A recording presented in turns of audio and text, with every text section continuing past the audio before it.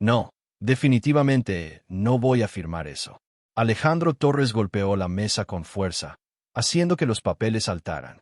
Un programa bilingüe para niños de la calle. Están locos. Su asistente María retrocedió un paso. Había trabajado para él durante 3 años y conocía esa mirada fría. Señor Torres, es solo una donación pequeña. La escuela Benito Juárez necesita fondos para María. Escúchame bien. Alejandro se levantó de su silla ejecutiva y caminó hacia la ventana que daba a la Ciudad de México. No construí esta empresa dando dinero gratis. Cada peso que sale de aquí debe generar ganancias. Me explico. Pero, señor, son solo 50.000 pesos. 50,000 pesos que podrían estar en nuestras cuentas. Se dio vuelta bruscamente. Esos niños no son mi problema. Sus padres deberían trabajar más duro si quieren educación de calidad. María guardó los documentos en silencio. Había visto a Alejandro rechazar decenas de propuestas similares en los últimos meses. Organizaciones benéficas, escuelas públicas, programas sociales. Todos recibían la misma respuesta fría. ¿Algo más?, preguntó Alejandro volviendo a su escritorio.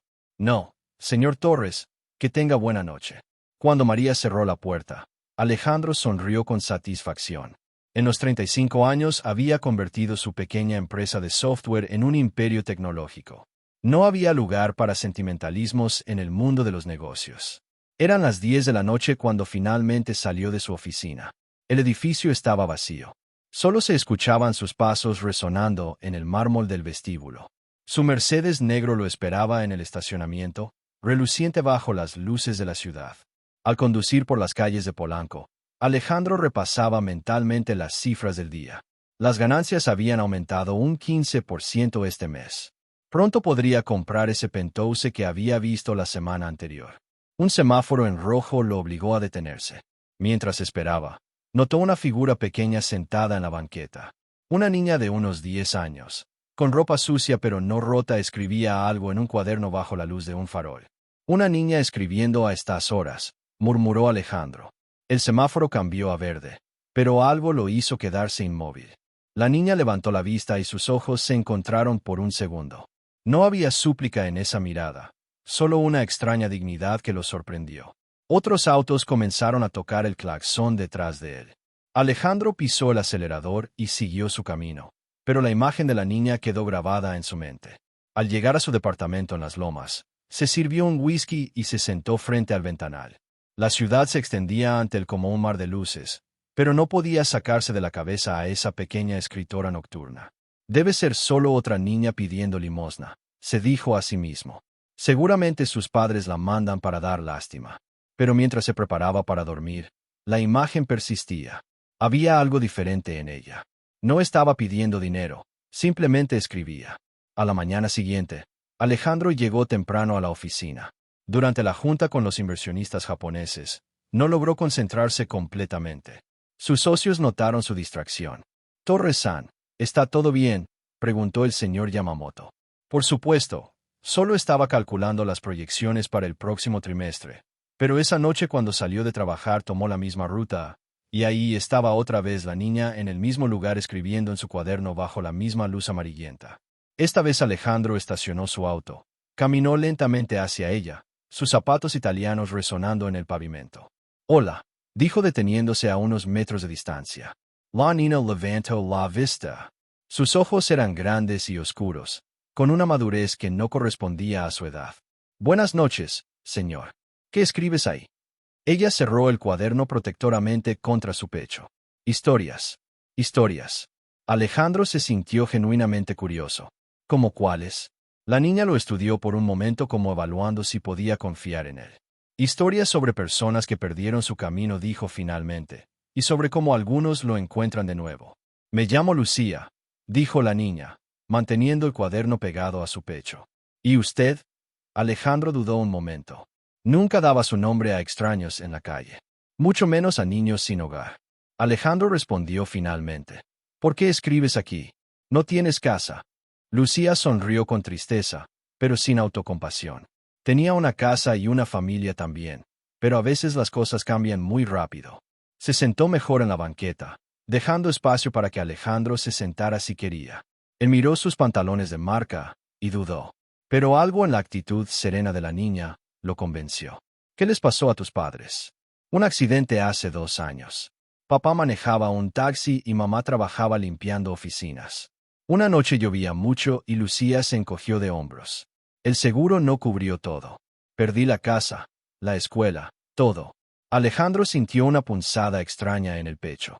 Había escuchado miles de historias similares en las noticias, pero nunca de cerca, nunca con nombres y rostros reales.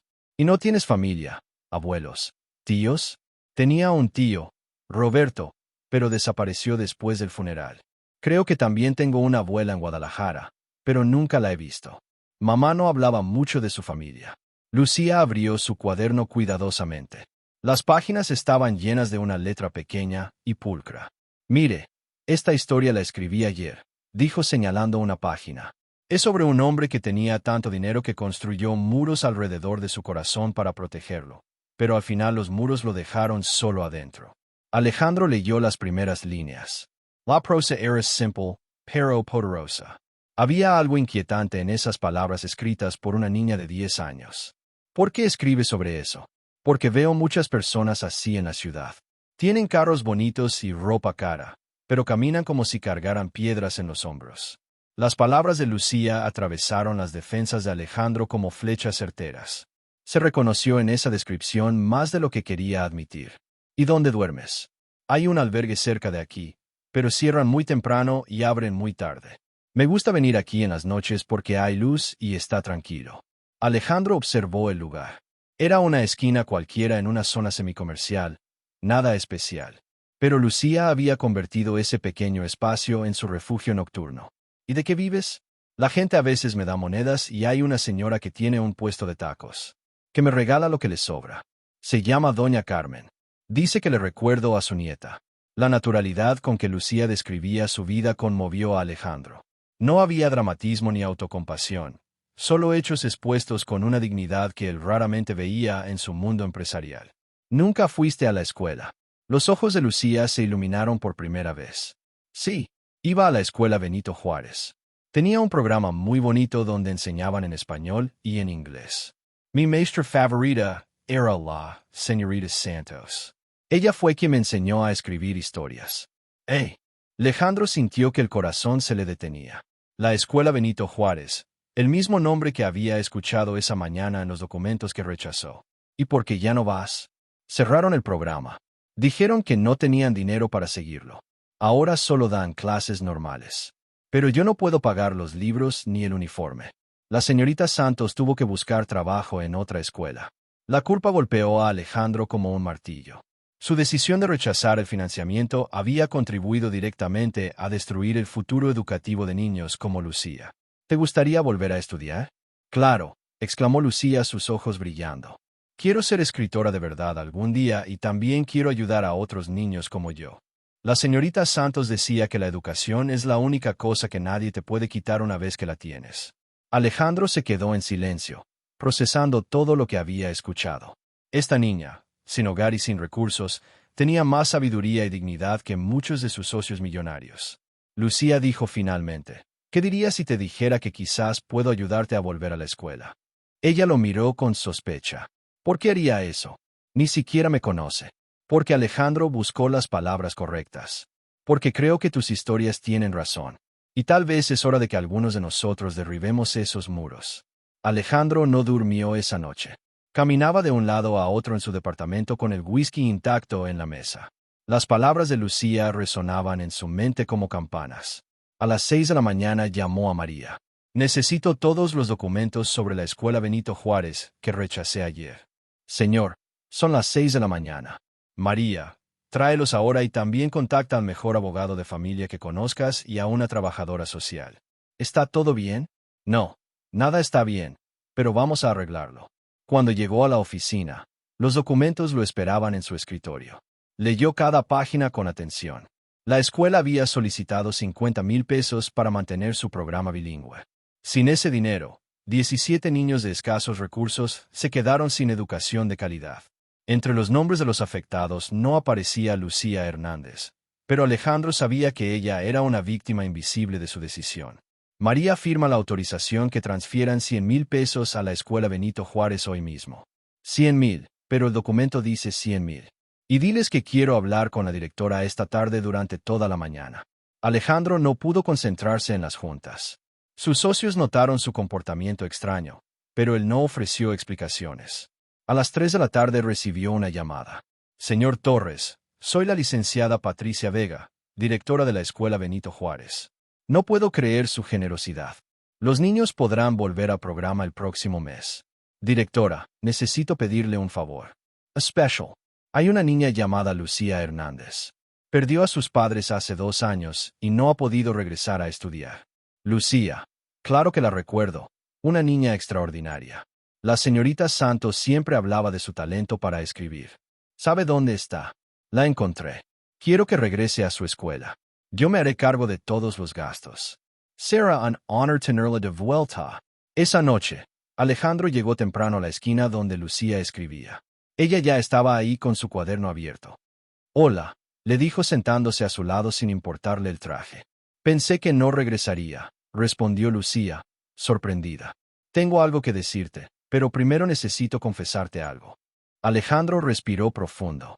Ayer rechacé una solicitud de ayuda económica de tu escuela. Mi decisión contribuyó a que cerraran el programa donde estudiabas. Lucía dejó de escribir y lo miró fijamente. ¿Usted cerró mi escuela? No directamente, pero sí. Y me odio por eso. Los ojos de Lucía se llenaron de lágrimas, pero no de rabia. Era algo más profundo. ¿Por qué me lo dice? Porque hoy envié el dinero, el doble de lo que pedían. Tu programa va a regresar y tú vas a regresar con él. Lucía se quedó en silencio durante largos minutos. Y después que cuando usted se sienta mejor consigo mismo, yo seguiré durmiendo en el albergue.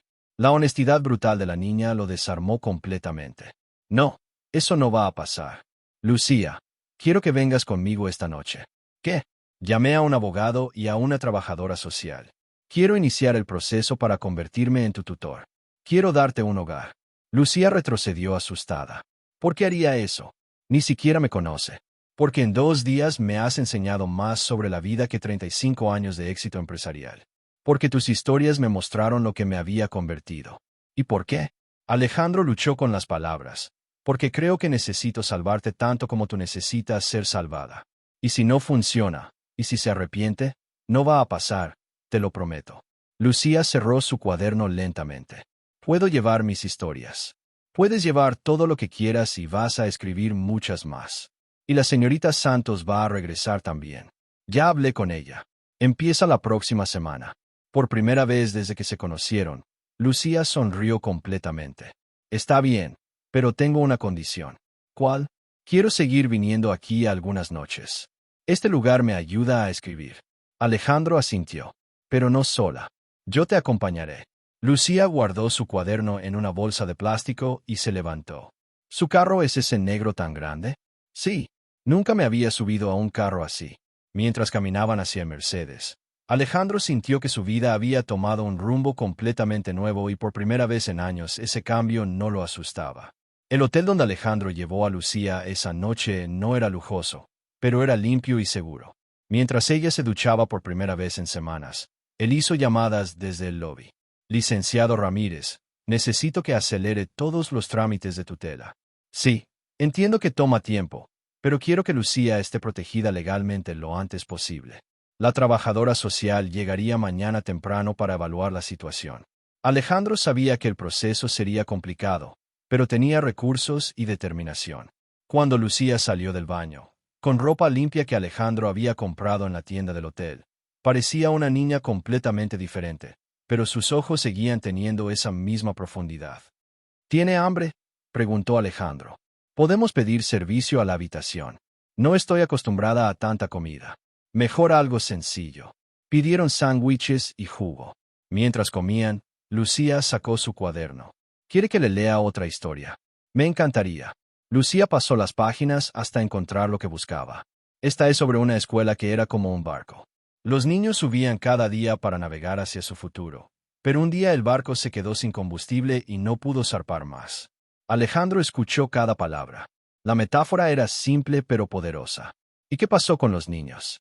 Algunos encontraron otros barcos, Otros se quedaron en la orilla esperando. Pero había una niña que construyó su propia balsa con pedazos de madera que encontró en la playa. Y llegó a algún lado.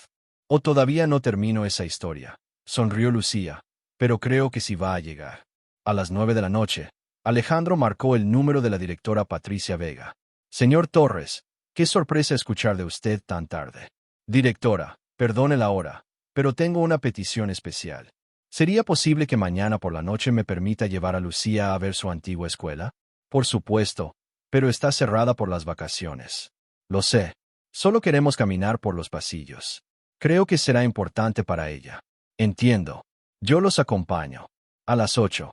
Al día siguiente, después de que la trabajadora social terminara su evaluación inicial, Alejandro y Lucía se dirigieron a la escuela Benito Juárez. Era un edificio modesto de 2 pisos, pintado de amarillo y azul, con un pequeño patio central. La directora Vega los esperaba en la entrada. Era una mujer de 50 años, con ojos amables, pero cansados. «Lucía, mi niña, ¿cómo has crecido?» Lucía corrió a abrazarla. Fue la primera vez que Alejandro la vio actuar realmente como una niña de 10 años. «¿Puedo ver mi salón?», preguntó Lucía. «Claro, vamos». Caminaron por pasillos llenos de dibujos infantiles y carteles educativos. El edificio olía a gis y a libros, un aroma que Alejandro no había percibido en años. «Este era mi salón», dijo Lucía deteniéndose frente a una puerta. «El 4B». La directora abrió la puerta.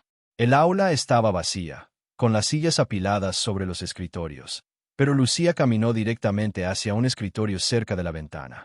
«Este era mi lugar. Desde aquí podía ver el patio y también el pizarrón». Se sentó en la silla pequeña, sus pies colgando del suelo. Alejandro sintió un nudo en la garganta. «La señorita Santos se sentaba aquí», continuó Lucía señalando el escritorio del maestro, «y siempre decía que escribir era como plantar semillas. Nunca sabes que va a crecer». «¿Te gustaría que la señorita Santos fuera tu maestra otra vez?», preguntó la directora. «¿De verdad va a regresar?» «El lunes empezamos a reorganizar todo. El programa bilingüe regresa en 2 semanas». Lucía saltó de su silla y corrió hacia Alejandro. «Es verdad, todo va a regresar como antes». «Mejor que antes», respondió él, «porque ahora tienes una familia que va a apoyarte siempre». La directora sonrió. «Señor Torres, no sé qué lo motivó a ayudarnos, pero quiero que sepa que está cambiando muchas vidas». «Solo estoy pagando una deuda», respondió Alejandro. Mientras regresaban al auto, Lucía tomó la mano de Alejandro. Era un gesto simple, pero él sintió como si acabara de recibir el regalo más valioso del mundo. «Alejandro», dijo Lucía mientras se subían a Mercedes. «Sí, en mi historia del barco creo que ya sé cómo termina». «¿Cómo?». «La niña no necesitó su balsa porque alguien reparó el barco grande y vino a buscarla». Alejandro encendió el motor, pero se quedó inmóvil por un momento. En el espejo retrovisor podía ver la escuela Benito Juárez, que pronto volvería a llenarse de risas y sueños infantiles. Por primera vez en su vida había invertido su dinero en algo que no le daría ganancias financieras y nunca se había sentido más rico. 3 semanas después, Lucía ya vivía oficialmente con Alejandro en su departamento de las Lomas. Había transformado la habitación de huéspedes en su propio espacio, lleno de libros, cuadernos y los dibujos que hacía en sus ratos libres. La rutina había cambiado para ambos. Alejandro salía más temprano del trabajo para llevar a Lucía a la escuela y recogerla por las tardes. Los fines de semana exploraban la ciudad, visitaban museos y librerías. La señorita Santos había regresado como prometió y el programa bilingüe funcionaba mejor que nunca. Lucía florecía en ese ambiente escribiendo nuevas historias cada día. Era un sábado por la mañana cuando sonó el timbre del departamento. Alejandro estaba ayudando a Lucía con un proyecto escolar sobre la familia. «¿Esperas a alguien?», preguntó Lucía. «No, debe ser el portero». Pero al abrir la puerta se encontró con un hombre de unos 40 años, moreno, con ropa sencilla pero limpia. Sus ojos se parecían mucho a los de Lucía. «Disculpe, ¿está aquí Lucía Hernández? ¿Quién la busca?». «Soy Roberto Rodríguez, su tío. Acabo de regresar de Estados Unidos». Lucía apareció detrás de Alejandro. Al ver al hombre se quedó inmóvil. «Tío Roberto, Lucía, mi niña hermosa». Roberto se arrodilló y abrió los brazos. «¿Cuánto has crecido?». Lucía corrió hacia él y lo abrazó. Pero Alejandro notó cierta tensión en su postura. «¿Dónde estabas?», preguntó Lucía, separándose de él. Te busqué después del funeral de mis papás. Roberto bajó la cabeza. Lo sé, mi amor, y me odio. Por eso, tuve que irme a trabajar a California. No tenía dinero ni papeles. Tardé 2 años en arreglar mi situación legal. ¿Y por qué regresas ahora? Intervino Alejandro con un tono más frío del que pretendía. Roberto se puso de pie y lo estudió con desconfianza. Porque es mi sobrina, mi sangre y vengo a llevarla conmigo. ¿Qué? Lucía retrocedió asustada. Tranquila, mi amor. Tu abuela Elena, la mamá de tu mamá, vive en Guadalajara. Lleva 2 años buscándote. Cuando me contactó y me dijo que finalmente te había encontrado, regresé inmediatamente. Roberto sacó una carta arrugada de su bolsillo. Mira, ella te escribió esto. Lucía tomó la carta con manos temblorosas, la abrió y leyó en silencio. Sus ojos se llenaron de lágrimas. ¿Qué dice? Preguntó Alejandro suavemente. Dice que me ha estado buscando desde el accidente, que mi mamá le hablaba mucho de mí en cartas, que quiere conocerme y cuidarme. Roberto asintió. Tu abuela está enferma del corazón, pero se mantiene fuerte esperándote. Ha preparado el cuarto de tu mamá para ti. Conserva todas sus cosas. Alejandro sintió que el mundo se desplomaba bajo sus pies. Esperen, Lucía está bien aquí. Está yendo a la escuela. Tiene amigos, está estable. ¿Y usted quién es? Roberto lo enfrentó. Su padre, su familiar. Soy su tutor legal. Tutor legal. Roberto se rió amargamente. Señor, usted podrá tener dinero y papeles, pero Lucía tiene familia. Familia de verdad. Basta, gritó Lucía. Los dos basta. Los dos hombres se quedaron callados. No soy un objeto que se puede mover de un lado a otro, continuó Lucía con una madurez que no correspondía a sus 10 años. Tío Roberto, te amo, pero desapareciste cuando más te necesitaba. Alejandro me encontró cuando estaba sola y me dio todo lo que tú no pudiste dar. Lucía. Roberto intentó acercarse. No he terminado. Lucía levantó la mano. Y Alejandro, tú me salvaste, pero no puedes ignorar que tengo familia. Esta carta de mi abuela. Ella suena como una persona que me ama, aunque no me conozca. Alejandro se sentó pesadamente en el sofá. ¿Qué quieres hacer, Lucía? No sé, respondió ella abrazando la carta. Esta es la decisión más difícil de mi vida. Roberto se sentó junto a ella. Mi amor, entiendo que estés confundida, pero piénsalo. En Guadalajara tienes raíces. Tienes la historia de tu mamá, sus recuerdos. Tu abuela puede contarte de ella que nadie más sabe. ¿Y qué hay de mi escuela? De la señorita Santos. Hay escuelas. En Guadalajara también. Buenas escuelas. Alejandro sintió que cada palabra de Roberto era una puñalada. Lucía no tiene que decidir nada ahora, dijo finalmente. Puede conocer a su abuela, visitarla y después decidir qué es lo mejor. No. Roberto negó con la cabeza. Su lugar está con su familia, con su gente. La tensión en el cuarto era palpable. Lucía miraba alternadamente a los dos hombres que querían protegerla, cada uno a su manera. Necesito tiempo para pensar, dijo finalmente. Solos los dos, por favor, déjeme sola. Lucía se encerró en su habitación durante horas. Alejandro y Roberto se quedaron en la sala, mirándose con desconfianza mutua, sin saber qué decir. ¿Quiere café? Preguntó finalmente Alejandro. Está bien, respondió Roberto relajando un poco su postura defensiva.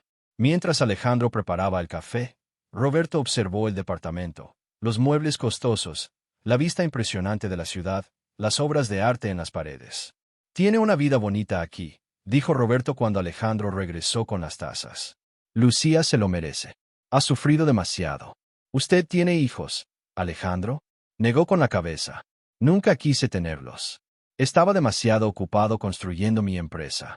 Y ahora Alejandro miró hacia la habitación de Lucía. Ahora entiendo que me perdí lo más importante de la vida. Roberto bebió su café en silencio. Yo tampoco tengo hijos. Mi esposa murió hace 5 años. El cáncer. Después de eso solo trabajé y trabajé para olvidar el dolor. Por eso se fue a Estados Unidos. Sí, cuando murieron mis cuñados no pude enfrentar cuidar a Lucía. Me daba miedo fallarle como le había fallado a mi esposa. Los dos hombres se miraron con un entendimiento nuevo. ¿La abuela realmente existe?, preguntó Alejandro. Roberto sacó su teléfono y mostró una foto. Una mujer de cabello blanco sentada en una mecedora. Elena Morales tiene 73 años. Vende flores en el mercado de Guadalajara desde hace 30 años. Cuando supo que Lucía estaba viva, lloró durante días. Alejandro estudió la foto. La mujer tenía los mismos ojos dulces que Lucía. ¿Y usted qué planea hacer? Mudarme a Guadalajara, cuidar a mi suegra y a Lucía, conseguir trabajo allá. Desde la habitación llegaba el sonido de Lucía escribiendo. Los dos hombres conocían ese ruido, el lápiz moviéndose rápidamente sobre el papel. 2 horas después, Lucía salió con 3 cartas en las manos. Sus ojos estaban rojos de llorar. Escribí una carta para cada uno y una para mi abuela. Le entregó una carta a Roberto y otra a Alejandro.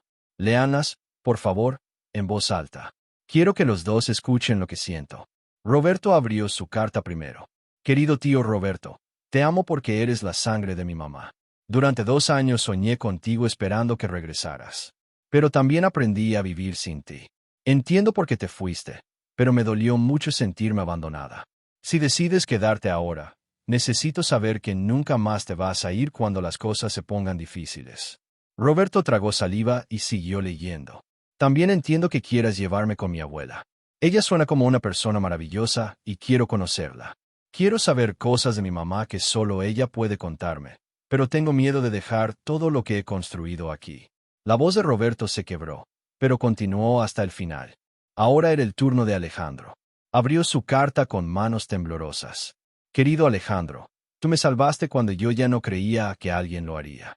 Me diste un hogar, una escuela y algo que nunca pensé que tendría otra vez. Una familia. Pero sé que yo también te salvé a ti. Me dijiste que te enseñé a ser padre, pero yo aprendí de ti lo que significa tener uno. Alejandro hizo una pausa para controlarse. Tengo miedo de perderte, pero también tengo miedo de ser egoísta. Si me quedo solo contigo, siempre me va a faltar algo. Y si me voy solo con mi tío, también me va a faltar algo. No quiero escoger entre las dos partes de mi corazón. Lucía tomó la tercera carta. Esta es para mi abuela.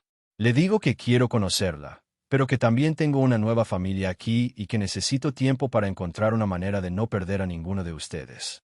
Los tres se quedaron en silencio.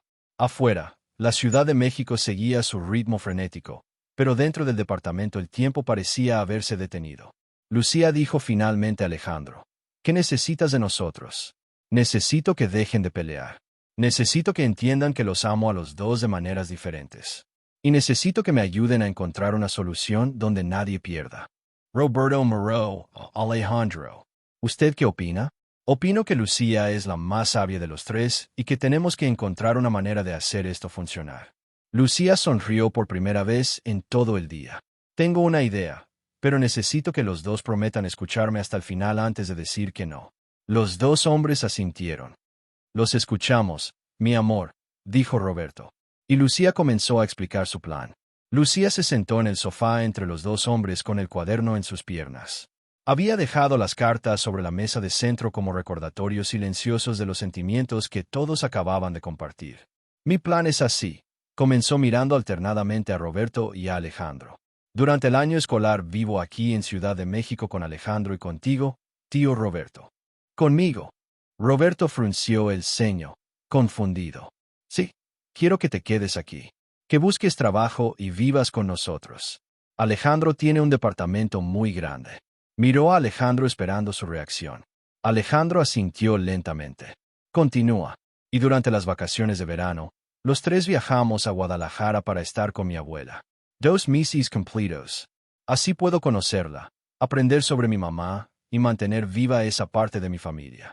Roberto se rascó la cabeza. Pero, ¿cómo voy a conseguir trabajo aquí? No conozco a nadie. Yo sí conozco gente, intervino Alejandro sorprendiéndose de sus propias palabras. Mi empresa siempre necesita técnicos, supervisores, administradores. Si usted quiere trabajar, puedo ayudarlo. ¿Haría eso por mí? Lo haría por Lucía. Y Alejandro hizo una pausa. Porque creo que ella necesita tener a su tío cerca. Yo puedo darle muchas cosas, pero no puedo darle historias de su madre que solo usted conoce. Lucía sonrió. ¿Y qué dice mi abuela? No se va a molestar si no me voy a vivir con ella. Roberto pensó un momento. Déjame hablar con ella, pero creo que va a entender. Ella solo quiere que seas feliz y que no pierdas tus raíces. ¿Y los papeles legales? Preguntó Alejandro. La tutela, la custodia. Podemos arreglarlo, dijo Roberto. Si usted acepta que yo sea parte de la vida de Lucía, yo acepto que usted sea su tutor legal. Los dos compartimos la responsabilidad. Lucía aplaudió. Eso es perfecto. Como una familia grande. ¿Estás segura de que esto es lo que quieres? Preguntó Alejandro. Es un arreglo complicado. Mucha gente no va a entender. No me importa lo que piense la gente, me importa lo que sentimos nosotros. Tío Roberto, ¿te quieres quedar? Roberto M. Miró alrededor del departamento lujoso. Después miró a Alejandro y finalmente miró a Lucía. Si me prometes que nunca más vas a dormir en la calle, me quedo. Te lo prometo. ¿Y usted, señor Torres, acepta tenerme viviendo aquí? Alejandro extendió su mano. Llámeme Alejandro. Y sí, acepto, pero con una condición. ¿Cuál? Que me enseña a hacer los tacos que le gustaban a la mamá de Lucía. Ella siempre dice que extraña la comida casera. Roberto sonrió y estrechó la mano de Alejandro. Trato hecho. Lucía saltó del sofá y abrazó a los dos hombres al mismo tiempo. Ahora tengo dos papás. Momento, dijo Alejandro. Yo soy el papá adoptivo. Él es el tío. No, replicó Roberto riéndose. Usted es el padrino rico. Yo soy el tío favorito. Los dos están equivocados, dijo Lucía. Alejandro es mi papá del corazón y tío Roberto es mi papá de la sangre y los dos van a tener que acostumbrarse a compartir. Esa noche Roberto se quedó en el sofá del departamento. Alejandro le prestó ropa limpia y una almohada extra. Era extraño para ambos, pero Lucía parecía más feliz de lo que había estado en semanas. Al día siguiente, Alejandro llamó a su abogado. Licenciado Ramírez, necesito modificar los papeles de tutela. Quiero incluir al tío de Lucía como cotutor. ¿Está seguro? Es inusual. Estoy seguro. También necesito que averigüe qué permisos necesitamos para que Lucía viaje a Guadalajara 2 meses al año. Mientras tanto, Roberto llamó a Elena, la abuela de Lucía. Mamá Elena, tengo buenas noticias. Encontré una manera de que Lucía mantenga su nueva vida, pero también conozca a usted. La voz de la anciana sonaba débil, pero emocionada por el teléfono. ¿De verdad va a venir a verme? Sí. Y yo también voy a estar ahí. Vamos a pasar los veranos juntos como familia. Ay, Roberto, llevo 2 años rezando por este momento. Ella está bien, está sana, está perfecta, mamá Elena. Es inteligente, fuerte y tiene un corazón enorme. Se va a enamorar de usted. Ese señor que la cuidó es buena persona. Roberto miró a Alejandro, que estaba ayudando a Lucía con su tarea de matemáticas. Sí, mamá Elena, es buena persona. Mejor de lo que pensé al principio. Esa noche los tres cenaron juntos por primera vez. Roberto había cocinado quesadillas. Y Alejandro había comprado helado para el postre. No era una familia tradicional, pero era su familia. Y por primera vez en mucho tiempo todos se sintieron completos. 6 meses después, la vida en el departamento de las Lomas había encontrado su propio ritmo. Roberto trabajaba como supervisor de mantenimiento en una de las empresas asociadas de Alejandro y había demostrado ser confiable y trabajador. Las mañanas comenzaban temprano. Roberto preparaba el desayuno mientras Alejandro revisaba sus emails. Lucía bajaba corriendo las escaleras, siempre con su cuaderno bajo el brazo, lista para otro día de aventuras en la escuela Benito Juárez. Tío Roberto, se te quemaron las tortillas otra vez, gritaba Lucía desde la cocina. No están quemadas, están doraditas, respondía Roberto fingiendo indignación. Alejandro sonreía desde la mesa, todavía sorprendido de cómo esos momentos simples se habían convertido en lo más importante de su día. La señorita Santos había notado el cambio en Lucía. La niña participaba más en clase, sonreía constantemente y sus historias habían evolucionado. Ya no escribía solo sobre soledad y pérdida, sino sobre familias poco convencionales y segundas oportunidades. Señor Torres, le dijo la maestra en una junta de padres, Lucía está floreciendo. Su creatividad no tiene límites y su aprovechamiento académico es excelente. ¿Y qué tal se lleva con los otros niños? Es querida por todos, les cuenta historias en el recreo y siempre está dispuesta a ayudar a quien lo necesite. Una tarde, Lucía llegó del colegio más emocionada que de costumbre. Adivinen qué pasó, gritó apenas entró al departamento. Roberto y Alejandro estaban en la sala discutiendo los planes para el fin de semana. ¿Qué pasó, mi amor?, preguntó Roberto. La señorita Santos dice que puedo participar en un concurso de cuentos. Es a nivel nacional. El ganador publica su historia en una revista de verdad. Alejandro se levantó de inmediato. Eso es fantástico. ¿Cuándo es el concurso? Tengo un mes para escribir mi historia, pero no sé sobre qué escribir. ¿Por qué no escribe sobre nosotros? Sugirió Roberto. Sobre cómo una niña logró unir a dos extraños y convertirlos en familia. Lucía frunció el ceño. No es muy personal. Las mejores historias siempre son personales, dijo Alejandro. Además, es tu historia. Tienes derecho a contarla. Esa noche, Lucía se quedó despierta hasta tarde escribiendo en su cuaderno. Roberto y Alejandro podían escuchar el ruido del lápiz contra el papel desde la sala. ¿Cree que está bien todo este arreglo?, le preguntó Roberto a Alejandro mientras veían las noticias. ¿A qué se refiere? A esto, a nosotros viviendo juntos, a Lucía teniendo dos figuras paternas. No va a confundirla, Alejandro. Apagó la televisión. Roberto, ¿usted ha visto a Lucía confundida en estos meses? No. De hecho, nunca la había visto tan segura de sí misma. Entonces, estamos haciendo lo correcto. Las familias no siempre siguen las reglas tradicionales. Mi esposa solía decir eso. Sonrió Roberto. Decía que el amor encuentra maneras de organizarse, sin importar las circunstancias. Era una mujer sabia. Sí, lo era. Al día siguiente era viernes y tenían planes de visitar a Elena en Guadalajara el fin de semana. Sería la quinta visita desde que habían establecido su nuevo arreglo familiar. El viaje en autobús duraba 4 horas y Lucía siempre se emocionaba al ver el paisaje cambiar de ciudad a campo.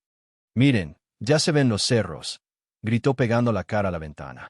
Elena los esperaba en la estación de autobuses como siempre. A los 73 años seguía siendo una mujer fuerte, con ojos brillantes y una sonrisa que iluminaba toda su cara cada vez que veía a Lucía. «Mi nieta hermosa», exclamó abrazando a Lucía con fuerza. «Abuela Elena, tengo tantas cosas que contarte». Durante la cena en la pequeña casa de Elena, Lucía les leyó el borrador de su historia para el concurso. Se titulaba La familia del corazón. Es sobre una niña que perdió a sus padres. Comenzó Lucía, pero descubrió que las familias pueden formarse de maneras inesperadas con personas que llegan cuando más las necesitas. Elena escuchó cada palabra con atención, secándose las lágrimas discretamente. ¿Y cómo termina la historia?, preguntó. Termina con la niña entendiendo que no perdió una familia, ganó varias y que el amor es lo suficientemente grande para incluir a todos. Roberto y Alejandro se miraron desde el otro lado de la mesa sin palabras. Habían llegado a un entendimiento profundo sobre lo que realmente importaba. «Es una historia hermosa, mi nieta», dijo Elena. «Y es una historia verdadera». Esa noche, mientras Lucía dormía en la cama que había sido de su madre, los 3 adultos se sentaron en el pequeño patio de Elena. «¿Saben qué es lo más extraordinario?», dijo Ellen. «Ah, Lucía no solo encontró una familia. Ustedes dos también se encontraron a sí mismos y tenía razón. Alejandro había descubierto la paternidad que nunca supo que quería. Roberto había sanado el dolor de su pérdida, aprendiendo a amar otra vez. Y Lucía había demostrado que el corazón de un niño es lo suficientemente sabio para sanar el mundo de los adultos». 8 meses después del concurso nacional de cuentos que Lucía había ganado con su historia La familia del corazón, el aeropuerto Benito Juárez bullía con la actividad típica de un viernes por la tarde. Alejandro cargaba la maleta rosa de Lucía mientras Roberto llevaba la mochila escolar. Era el inicio de las vacaciones de verano y como cada año desde hacía 3 años, Lucía viajaría a Guadalajara para pasar 2 meses con su abuela Elena. ¿Ya tienes tu cuaderno?, preguntó Alejandro por tercera vez. Lucía levantó su cuaderno nuevo, ya con varias páginas escritas. «Aquí está. Y también traje el cuaderno viejo, el que tenía cuando nos conocimos. ¿Para qué lo llevas?». «Para recordarle a la abuela cómo empezó todo.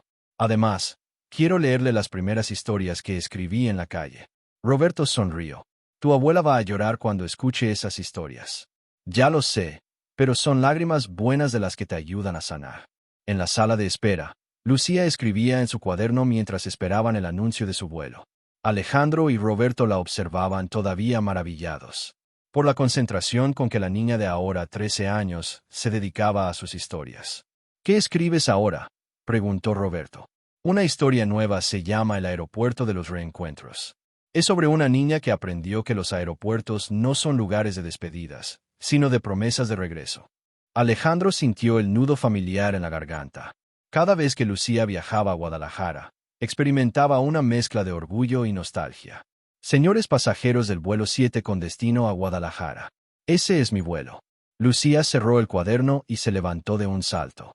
Los abrazos de despedida eran ya un ritual perfeccionado. Primero, Roberto, que siempre le susurraba algo al oído que la hacía sonreír.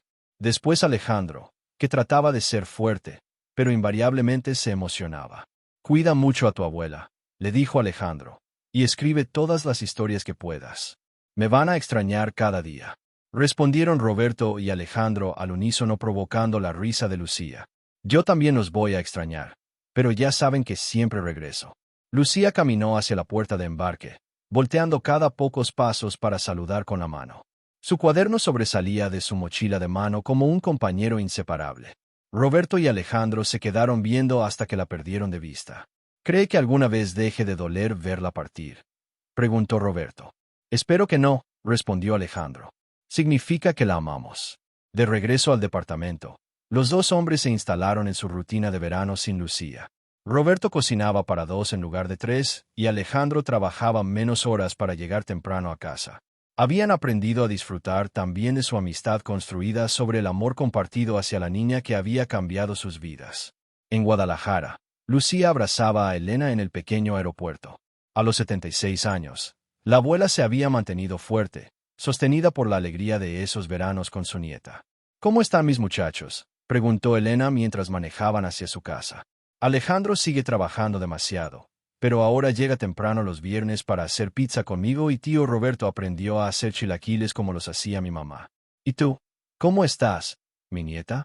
Lucía miró por la ventana del taxi viendo pasar las calles familiares de Guadalajara. Estoy completa, abuela.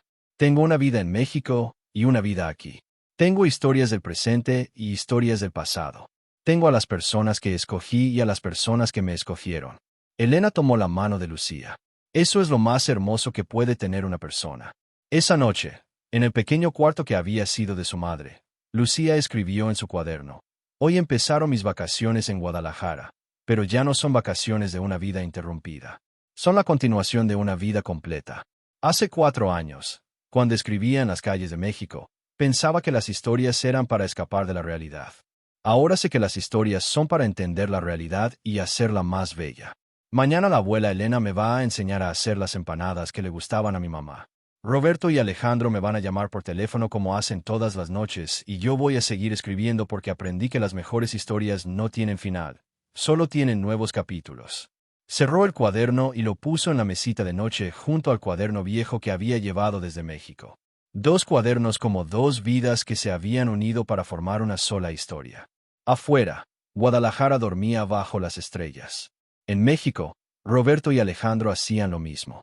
Y en el pequeño cuarto lleno de recuerdos, Lucía sonrió antes de quedarse dormida, sabiendo que el amor verdadero no conoce distancias ni fronteras, solo conoce el camino de regreso a casa. ¿Te emocionó la historia de Lucía, Alejandro y Roberto tanto como a nosotros? Esta hermosa historia sobre familia, segundas oportunidades y el poder transformador del amor nos recuerda que las conexiones más profundas a veces llegan cuando menos las esperamos. Si esta historia tocó tu corazón, no olvides darle like al video y compartirlo con alguien que necesite recordar que siempre hay esperanza para comenzar de nuevo. Nos encantaría saber qué parte de la historia te impactó más en los comentarios y si disfrutaste este contenido, considera suscribirte al canal para más historias que inspiran y emocionan.